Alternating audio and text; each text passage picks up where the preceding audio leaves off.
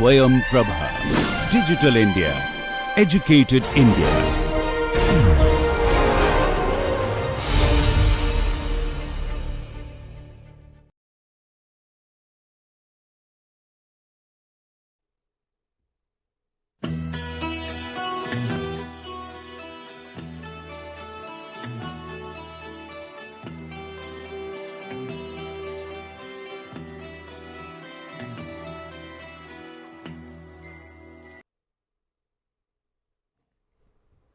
Last time I gave briefly the operation of a solar collector, particularly in order that we bring out the transmittance absorptance product that would be required in calculating the performance of the solar collector.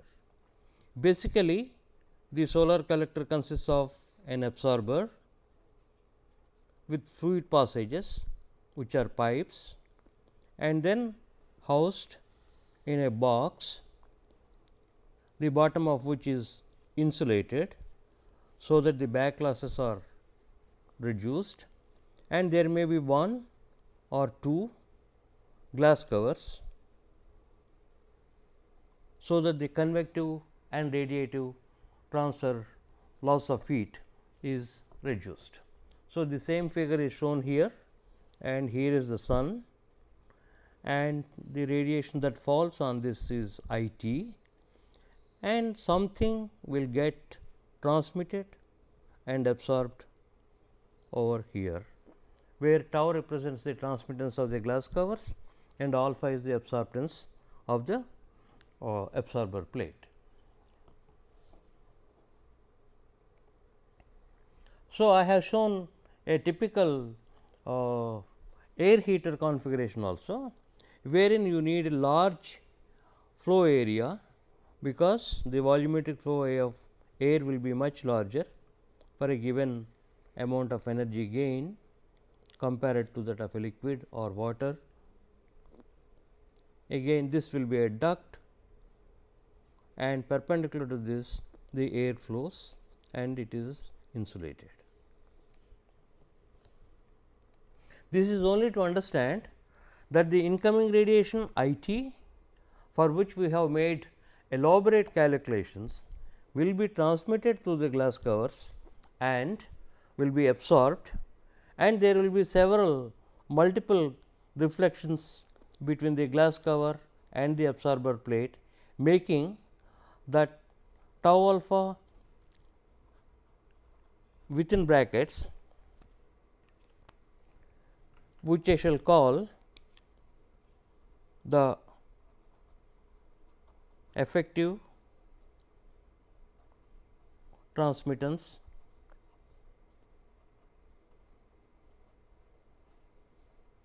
absorptance product.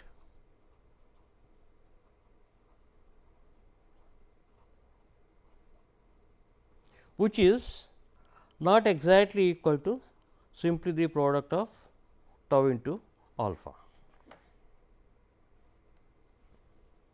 We also have given the energy balance equation for the solar collector, which says that useful energy gain from a collector of area A c is given by the absorbed energy I t tau alpha minus the losses taking place from the plate temperature T p to the ambient T a.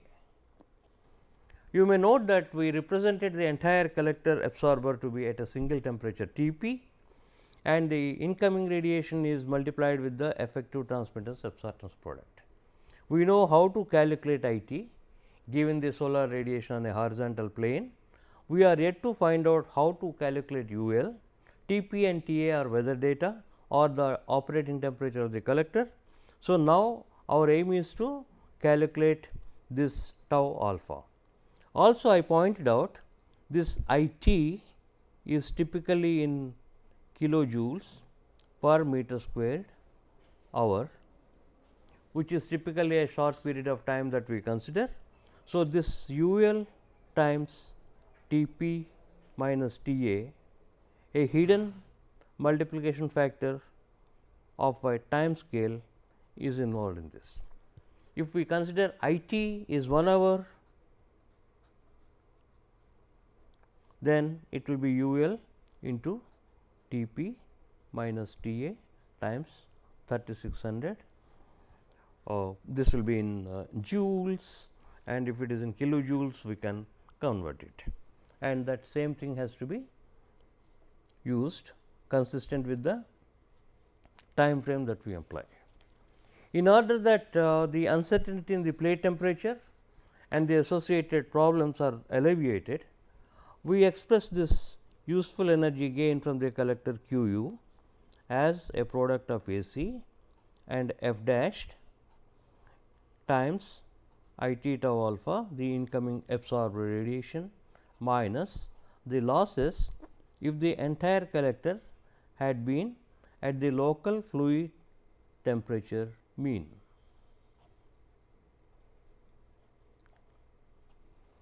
So, instead of T p I represented T f m. So, this is an underestimate. So, to compensate that, this F dashed, the collector efficiency factor, is introduced. We shall have the definition little later. And further, again this T f m F dash is actual energy gain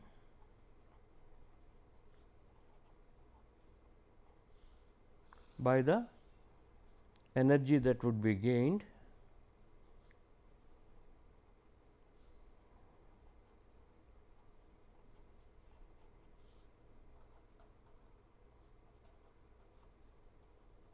if the collector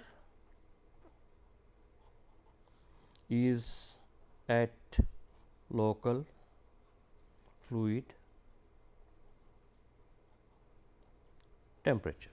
In other words, this represents the energy that would be gained by the solar collector if the heat transfer coefficient between the fluid and the passage is infinity. To avoid this uncertainty of the mean fluid temperature, this is further refined as Q u A c, a factor F r instead of F dashed times the absorbed energy minus U L into T f at the inlet minus T a. So, T f I is a single point temperature. So, there can't be any uncertainty whether it is the average of the inlet and the outlet or the temperature at the average position, etc. So, now F r will be defined as actual energy gain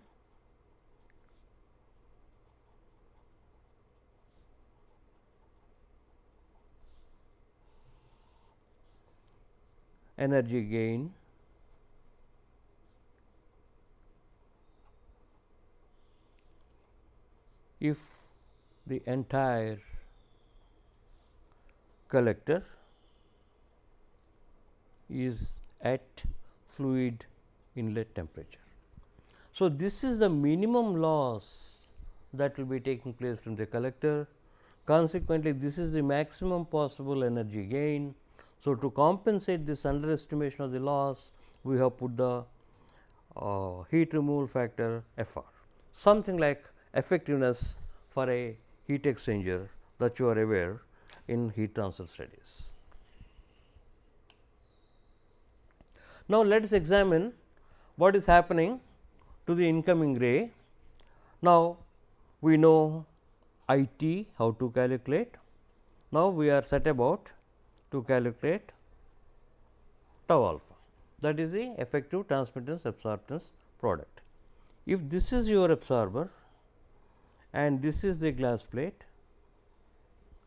my incident solar ray of I t will be penetrating, and if that is a unity, this will be tau alpha into I t will be absorbed, a part of it will be reflected, which will be 1 minus alpha into tau into of course I t. Again this process keeps on happening. This will be 1 minus alpha into rho tau into I t. The reflectivity of the glass surface is rho. So, a part of it will be reflected. So, this continues, and if you sum up the total absorbed energy or the effective transmittance absorptance product,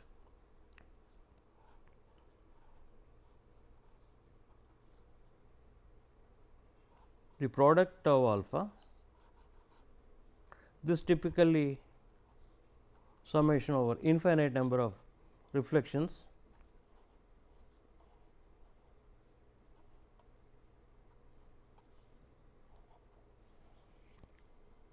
this should be equal to tau alpha by binomial expansion 1 minus alpha times rho t.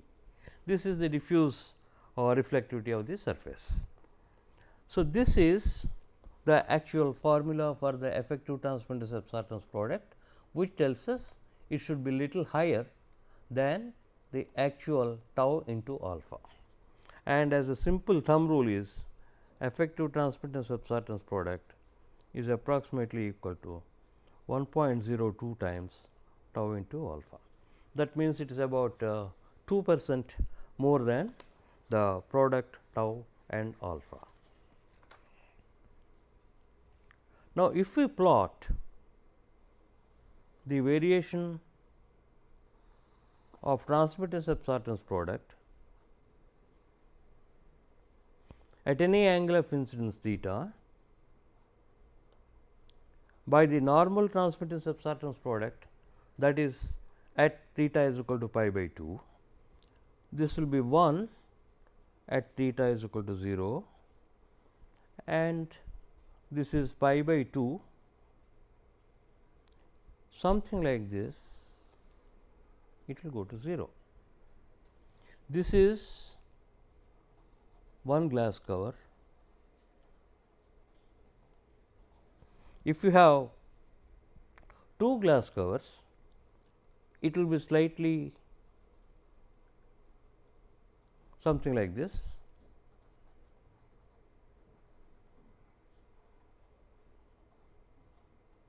A simple minded calculation will be tau into alpha, which will be less than tau into alpha. Consequently, the effective transmittance absorptance product for two glass covers will be less than one glass cover.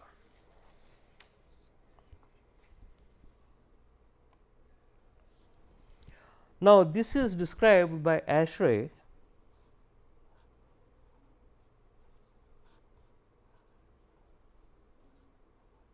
Now, this reference to tau alpha n, that is the transmittance absorptance product at normal incidence, is a material property. Okay, that will be the highest for the given material or glass cover and the absorber. If the incident ray is normal, then you have the maximum transmittance, because the path it has to traverse will be minimum. This is described accurately, adequately rather,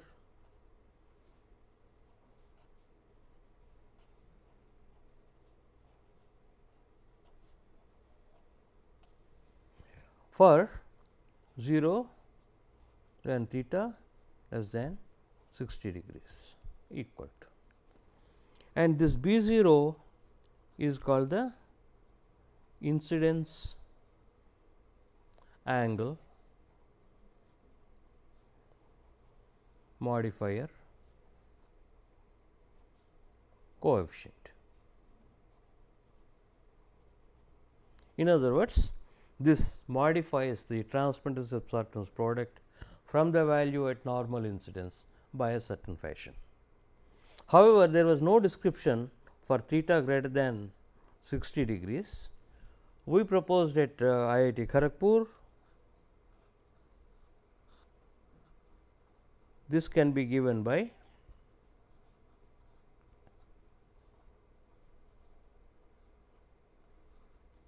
for theta less than or equal to 90 less than or equal to 60.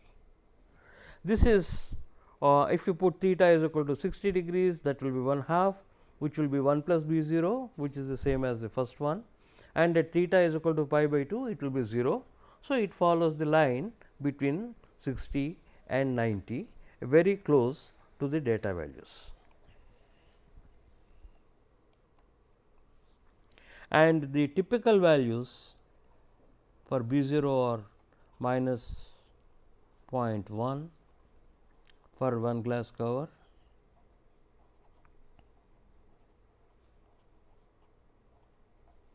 or minus 0.11 at times, and equal to 0.17 for 2 glass covers.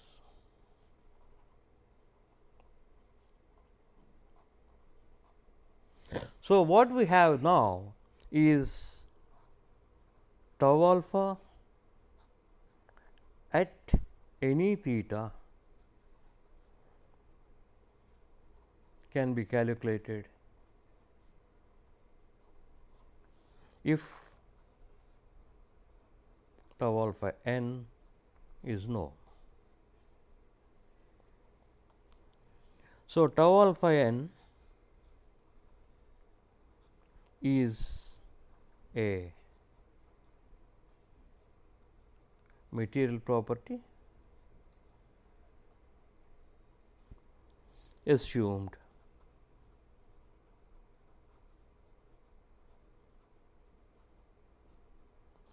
as known. So, we know the transmittance absorptance product at normal incidence, and we can calculate at any other angle of incidence with this law, which contains the incidence angle modifier coefficient b 0, and which will take on the value of minus 0.11 or minus 0.17 depending upon one glass cover or two glass covers.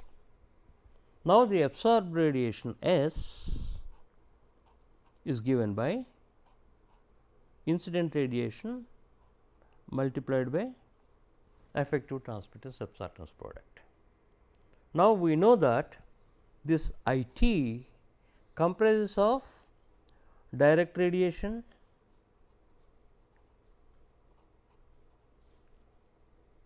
and sky diffuse radiation,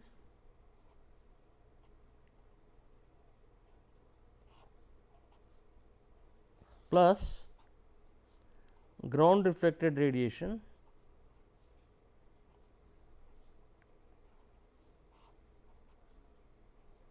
we can say that the direct radiation strikes the surface at the angle of incidence theta, but the sky diffuse radiation comes in all possible directions. We do not know what is the effective angle of incidence for the sky diffuse radiation. This is for direct, this is for sky diffuse. Okay. Now, for the ground reflect radiation, similarly this is also diffuse radiation. This will be effectively striking the surface at an angle of incidence of theta g. We have no idea of what is theta d and what is theta g, but for a given hour, day, location and orientation of the collector, we can calculate the angle of incidence at which the direct radiation strikes. So, to distinguish theta, theta d, theta g, I shall fill in these blanks with tau alpha designated with tau alpha b, this one with tau alpha diffuse, and this one with tau alpha ground reflected radiation, right. So, now my total tau alpha is a summation of three components: tau alpha direct, tau alpha sky diffuse and tau alpha ground, associated with the corresponding components of the solar radiation striking the surface.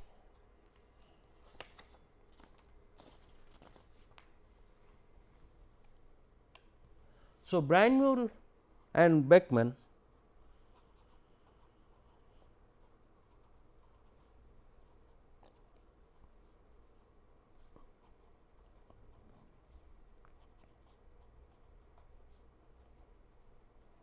they have correlated theta g, the effective angle of incidence for the ground reflected radiation, as 90 minus 0.5788 beta plus 0.00269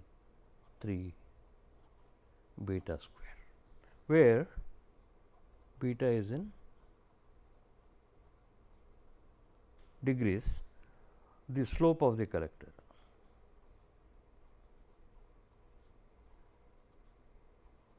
Now, we can use the terminology collector, because this tau alpha deals with the collector instead of a general tilted surface, as we have been doing in calculating IT, HT, etc. Similarly, the effective angle of incidence for ground reflected diffuse radiation is given by 59.68 minus 0.1388 beta plus 0.001497 beta square. Now, if you see the ground reflected radiation theta g, if beta equal to 0, this theta g will be 90 and making the tau alpha g 0. That means, if beta is equal to 0 is a horizontal surface. So, there will be no ground reflected radiation falling, and also the consequent transmittance absorptance of that radiation. Similarly, this is close to 60 degrees. If beta is 0, it will be only 59.68, and cos 60 degrees is 0.5. So, if you have a horizontal collector, our transmittance absorptance product will be corresponding to theta is equal to 60, which is cos 60 is a half.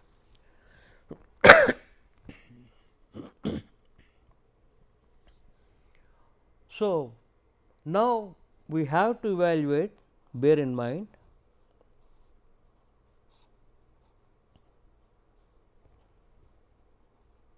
at theta a function of phi, beta, delta and gamma of the direct radiation, and this tau alpha diffuse by tau alpha normal at theta d given by the above equation, and tau alpha ground by tau alpha normal to be evaluated at theta g as given by the previous equation. Now, you have to remember one thing, the relation which we have written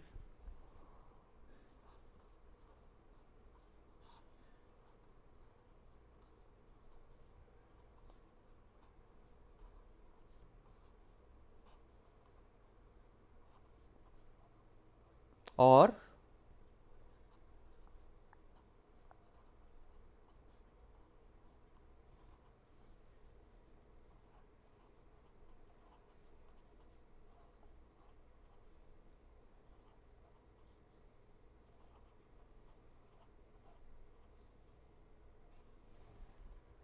this is not to be confused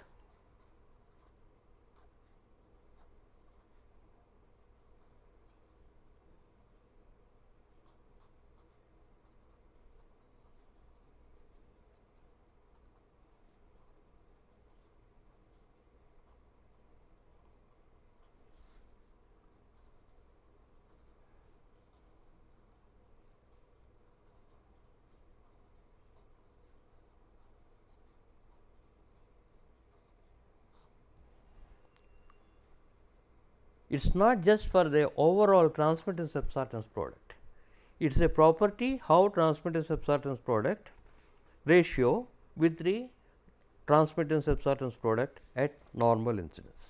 The same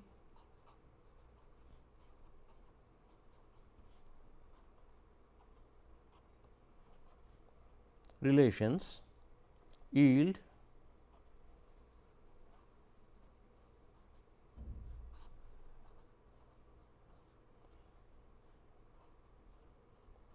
all the ratios of direct transmittance absorption product tau alpha g upon tau alpha normal, tau alpha d upon tau alpha normal when theta theta b, theta g or theta d. So, you use theta b, you will get tau alpha b by tau alpha n. You will use theta g or theta g, you will get this corresponding transmittance absorptance products ratio with respect to the normal incidence value.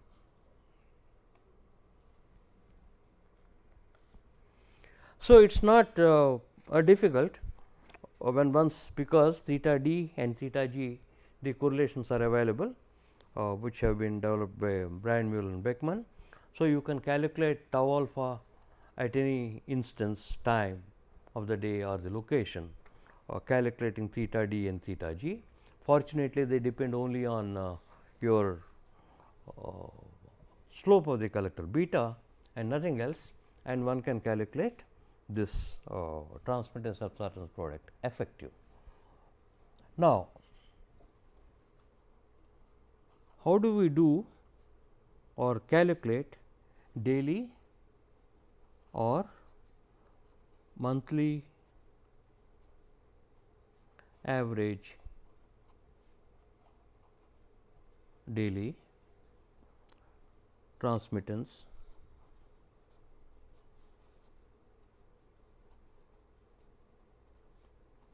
absorptance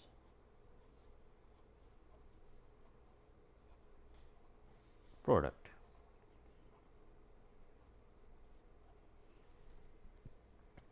So, if I give a symbol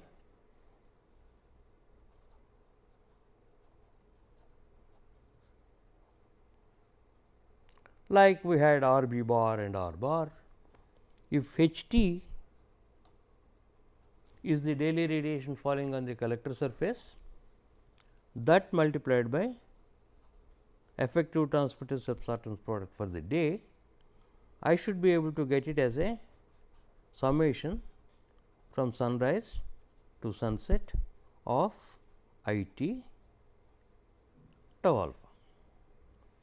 This should be equal to summation of the direct radiation component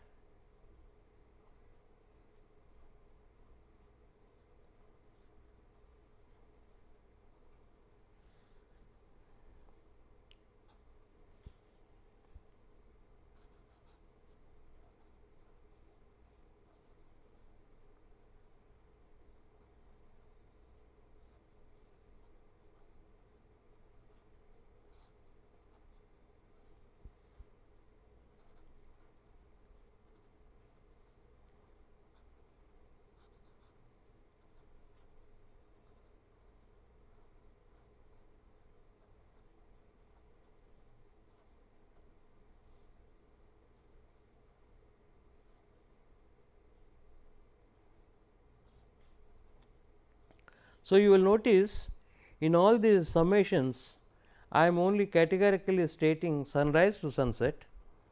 Now, we know that this will be for the apparent sunrise to sunset, whereas these two components will be from physical sunrise to sunset. Nevertheless, in general we can write them as SR and SS.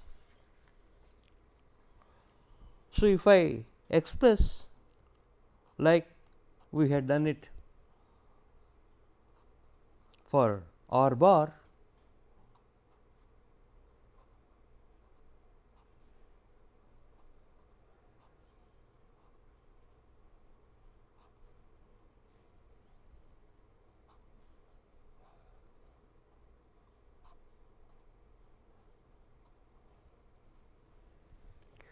this need not be a bar.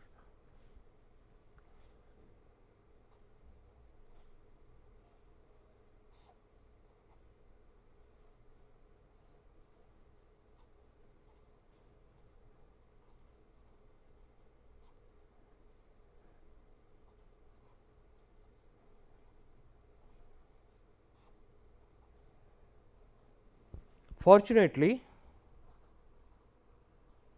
tau alpha bar d, tau alpha bar g same as tau alpha d or tau alpha g for a given beta. Since it is only a function of slope of the collector, it does not change from hour to hour.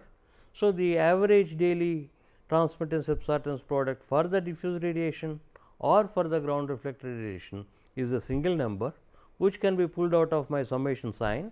Consequently, the summations will be H and H d over the day. However, since I b changes, this tau alpha bar for direct radiation should be defined as a weighted average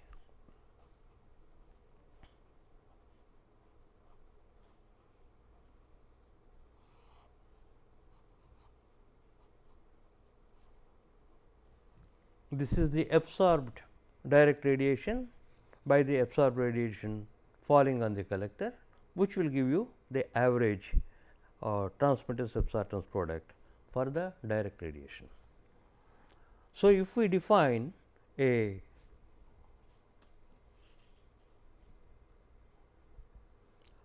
overall tau alpha bar upon, now I have divided throughout with tau alpha n for normalizing. This algebra you can do straightforward.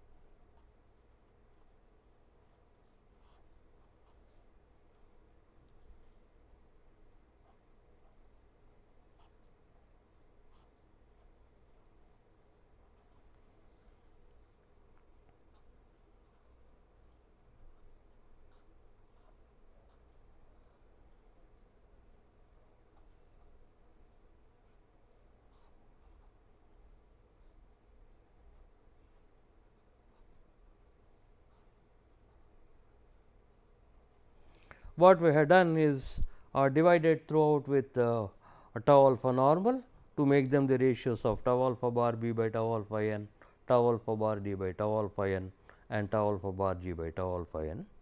Divided then again H t, which will be nothing but r bar into h. So, that and expressing H b as h minus h d like we have done earlier, you get this simplification factor. Okay. Now, this needs to be evaluated with the data as a weighted average of each hourly value.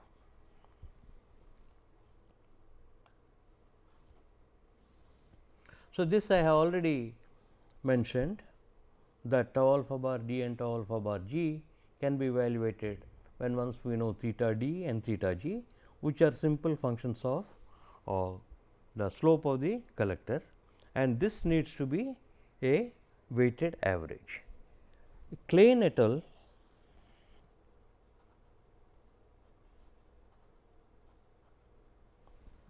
Have evaluated this tau alpha bar b by tau alpha n given by sigma I b r b tau alpha b upon tau alpha n, again sunrise to sunset appropriate by I b r b sunrise to sunset.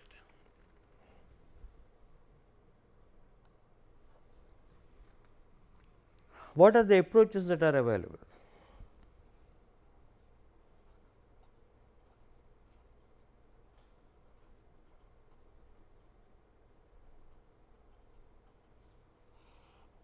Use data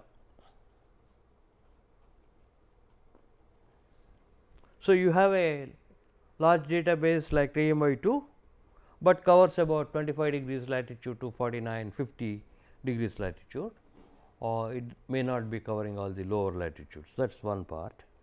The second thing is, one may not be able to have values for a regular variation of phi, particularly beta, delta and gamma are in my hands, but not latitude. Okay. So, the other alternative is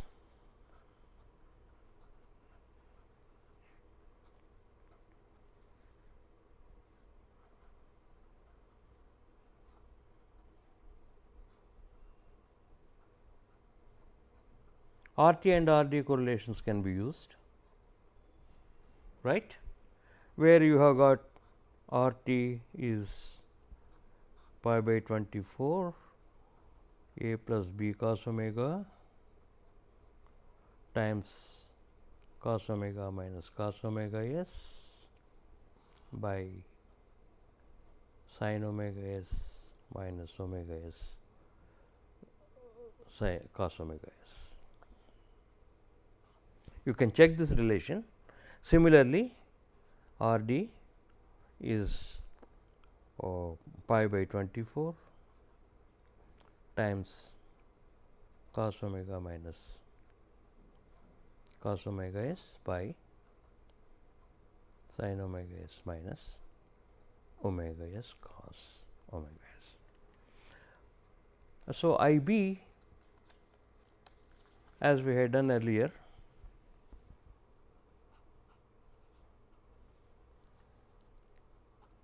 I minus I d R t into h minus R d into h d, or one might write it h times R t minus R d by R t times the diffuse fraction h d by h. Okay. So, now from this relation, this is our standard symbol which we have been using as df, the diffuse fraction. So, I can expect in general tau alpha bar b upon tau alpha normal a function of phi, of course, beta, delta, gamma and n g. This what I will call it the number of glass covers.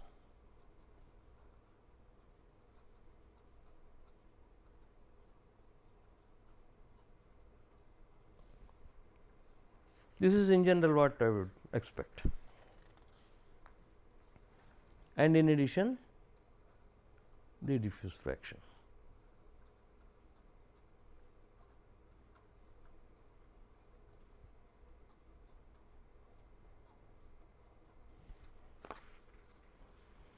So, having got this tau alpha bar b by tau alpha n number, whether it is calculated using the data or whether it is calculating R t and R d correlations, they have put back in the relation for tau alpha by tau alpha normal and found theta b, because it is a day. This is the theta b bar, the so called effective angle of incidence for direct radiation. Okay. So, if you have got this, and now as I claimed, this should in general be a function of phi, beta, delta, gamma, df and ng.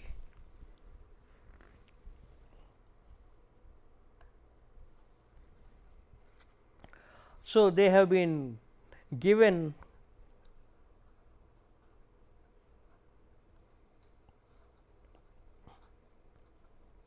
plots were given as a function of phi, beta, delta and gamma only. The dependence on the climate or the diffuse fraction or the number of glass covers is not available in those plots. So, they typically look something like this.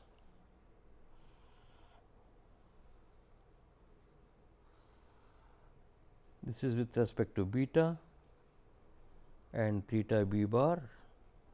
This is for latitude of, let us say, 30 degrees, and you may have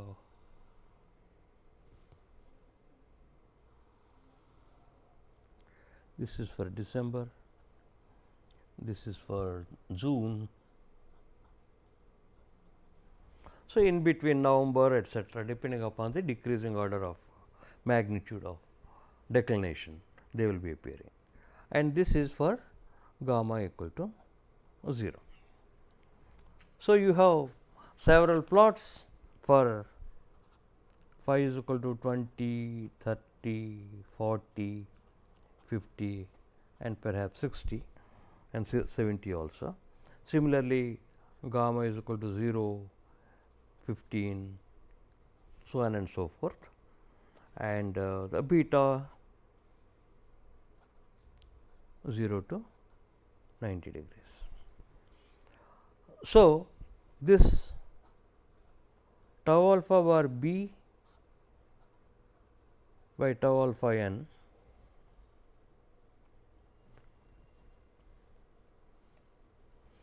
not being dependent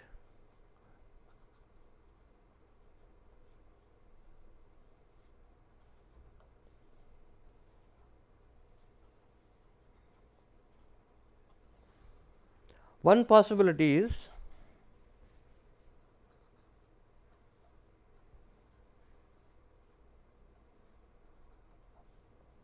dependence on N g may be small. Reason: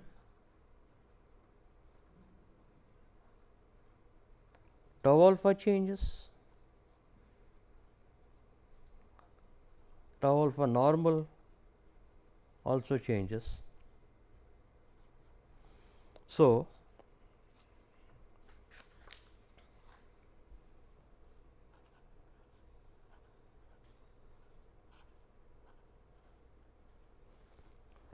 tau alpha by tau alpha normal in general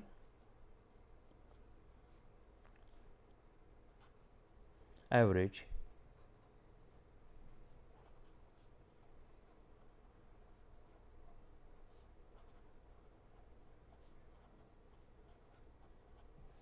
may be independent of N g, but dependence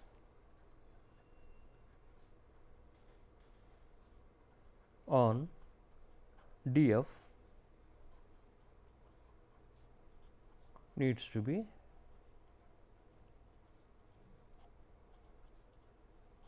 investigated. So, you may recall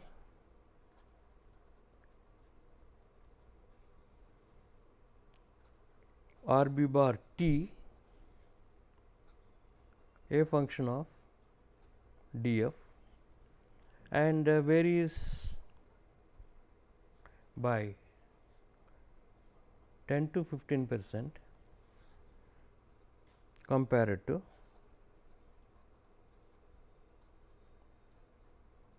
R b bar under extraterrestrial conditions.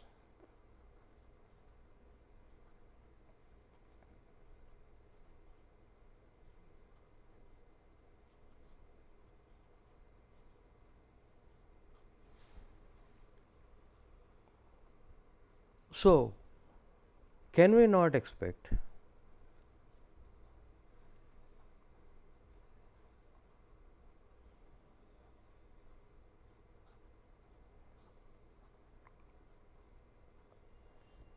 to be similar.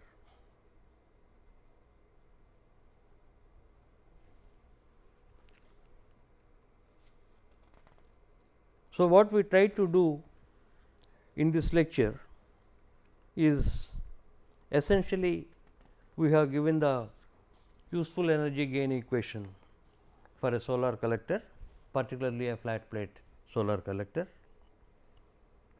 In that, we know how to process the incoming radiation.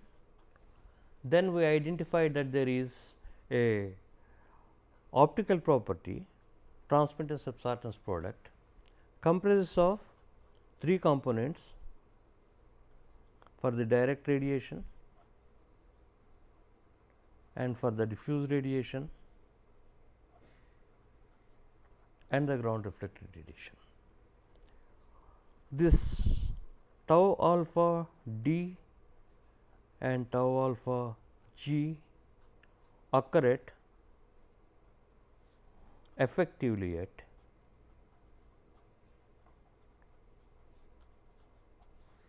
theta d and theta g,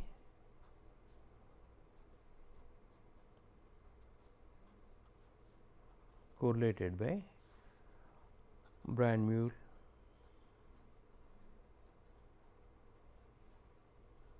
and Beckman.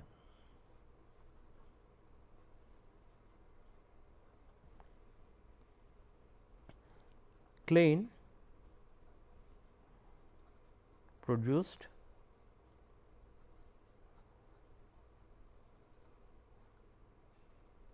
graphical results for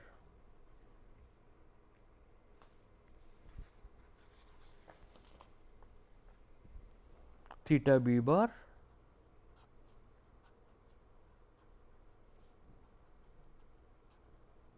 the effective angle of incidence for direct radiation,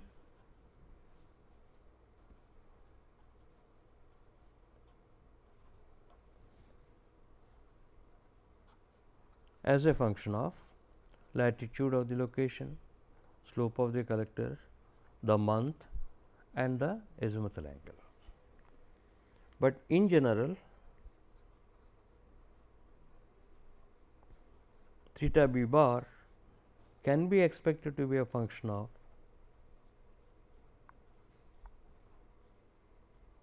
phi beta delta gamma, diffuse fraction and the number of glass covers. This needs to be examined.